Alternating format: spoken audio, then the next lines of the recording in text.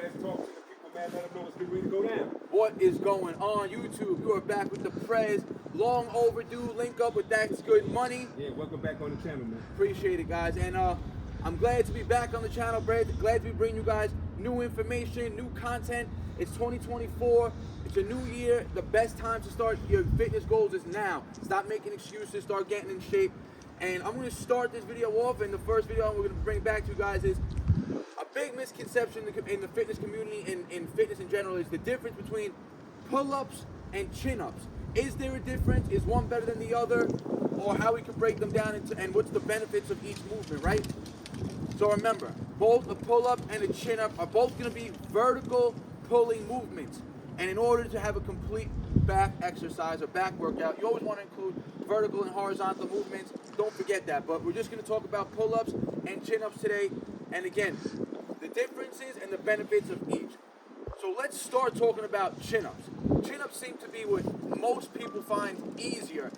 I see it all the time when I'm out here training in the park. You see little kids coming around. They'll see me doing pull-ups, and they'll try to mimic it with pronated grip, but they can't. And then they say, flip your hands to a chin-up. Try it that way.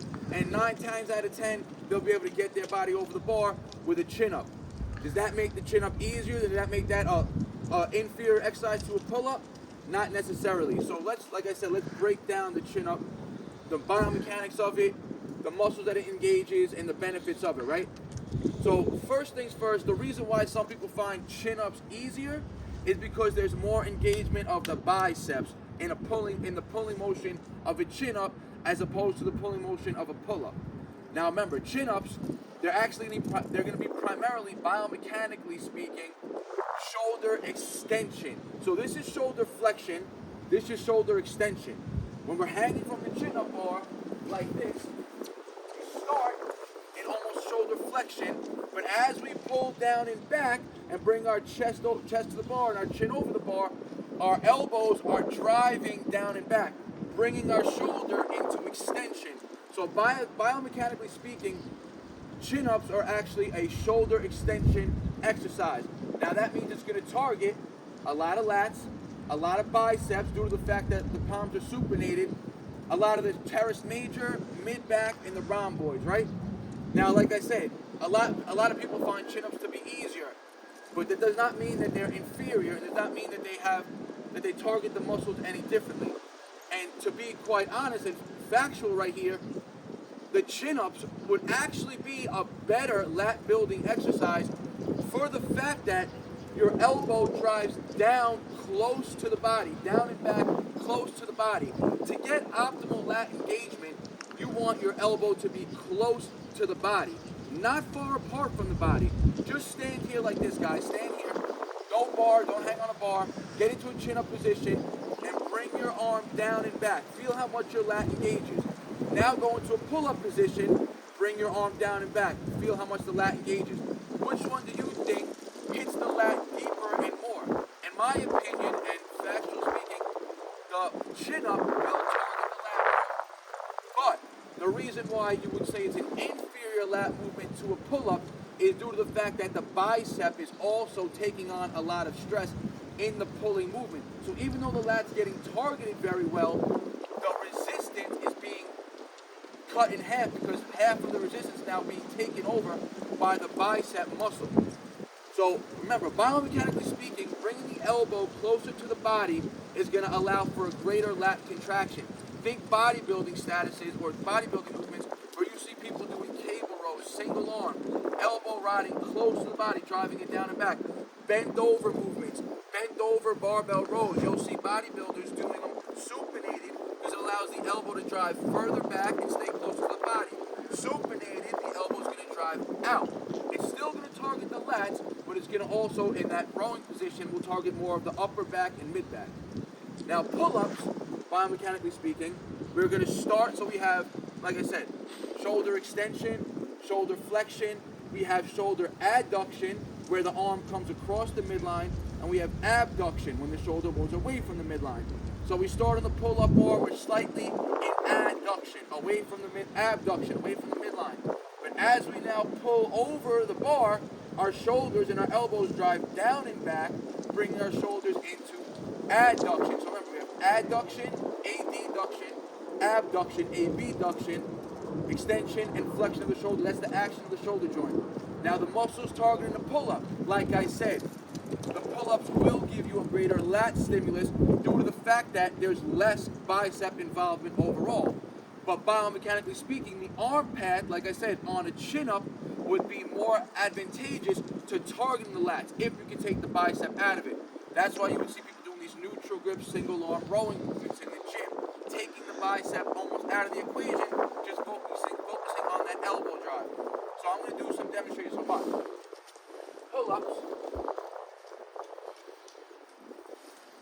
All right, guys.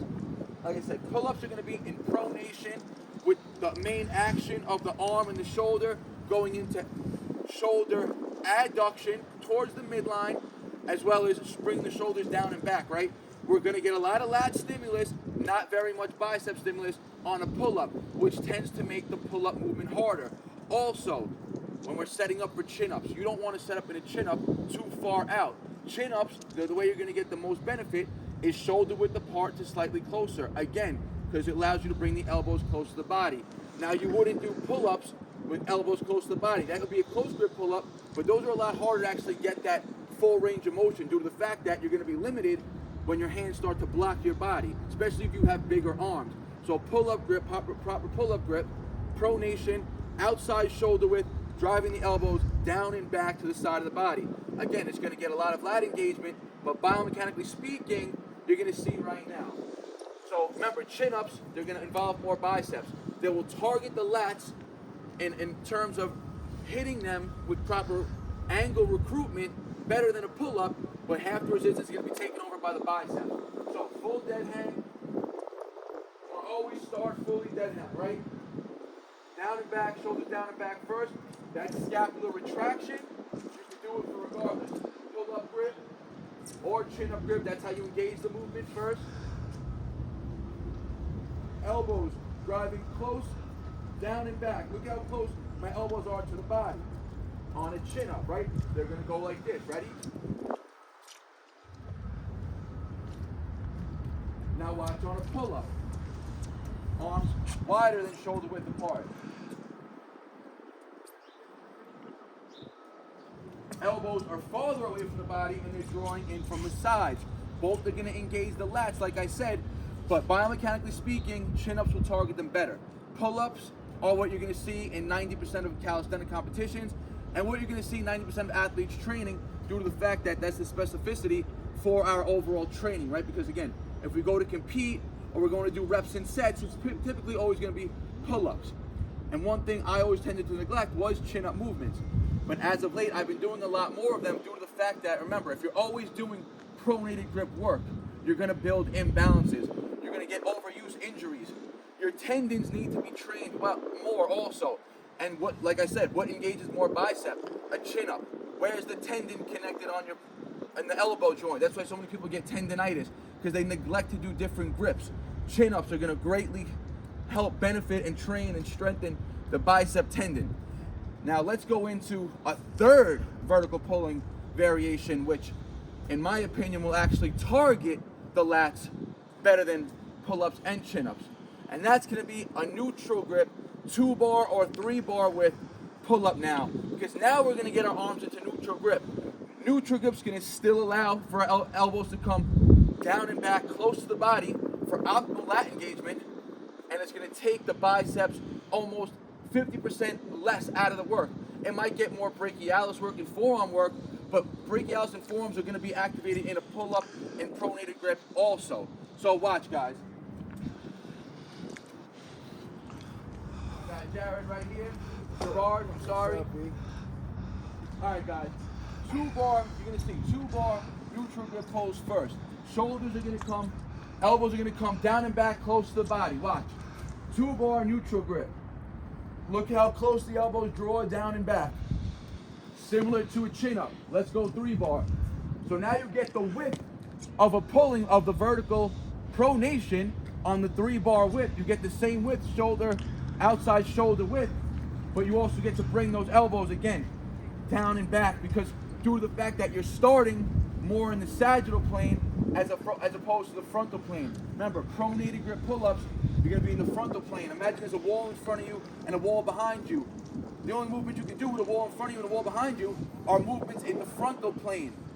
Movements with a wall on the side of you and the wall on this side of you would be in the sagittal plane. So I could do chin-ups in the sagittal plane, but now if I go to do a pull-up in the sagittal plane, which is, again, you have 3 planes of movement: frontal, sagittal, and transverse. Transverse is when your body is split in half. Movements that involve rotation. Sagittal plane movements involve anything that, working front to back in this movement plane.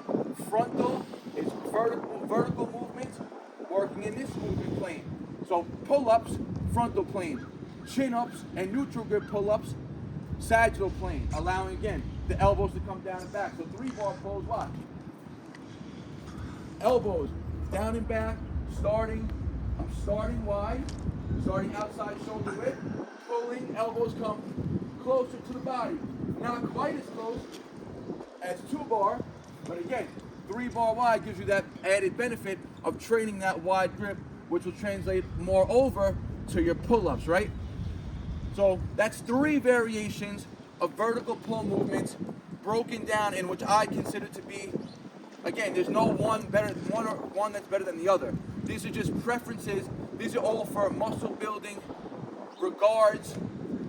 And again, if your goal though is to be a better calisthenic athlete, I would primarily target more pulling motions and pronated grip, regular pull-ups, but do not neglect your neutral grip and your chin-up work also, right? Keep them in. That's going to keep the joints healthy, that's going to keep the tendons healthy, and it's going to prevent overuse. And you can phase them out, right? I can say, all right, I'm going to focus on 2 weeks straight of pronated grip pulls, then go to 2 weeks of neutral grip pulls, then go to 2 weeks of chin-up work. And you can cycle in the same rep ranges, same intensities with each movement, or you could do each workout, right? If you're going high volume training, doing 10 sets, do 3 sets of chin-ups, 3 sets of neutral grip, 4 sets of pull-ups. So you slightly benefit the pronated grip work, because that's what's going to be primarily in competition if your goal is to compete, and then you still get the benefits of the other variations to avoid overuse and still train the tendons, brachialis, and the biceps as well. So I hope this video broke down the differences between pull-ups and chin-ups and introduced to you guys that 3rd variation, which I'm sure you guys all knew about before, the neutral grip pull, and the benefits of that movement, and why, again, if your goal is straight hypertrophy, straight muscle building, I would solely focus on, again, if you're not looking to compete, not looking to be a better calisthenic athlete, my goal would solely focus on neutral grip pull-ups, 2 or 3 bar, slow and controlled, drawing the elbows down and back, because again, you're going to get the added benefits, you're going to get the brachialis, and you'll get still some bicep involvement due to the fact that you're in the sagittal plane, but less bicep involvement than a pull-up, way less, more bicep involvement than a pull-up, way less bicep involvement than a chin-up. So if your goal is straight lat building, focus more on neutral grip pulling. If your goal is to get better at reps and sets with calisthenics, focus mainly on pull-ups. If you want overall healthy joints and tendons to be a well-rounded athlete, focus on all 3. Don't skip the chin-ups. And like always, guys, I appreciate the support.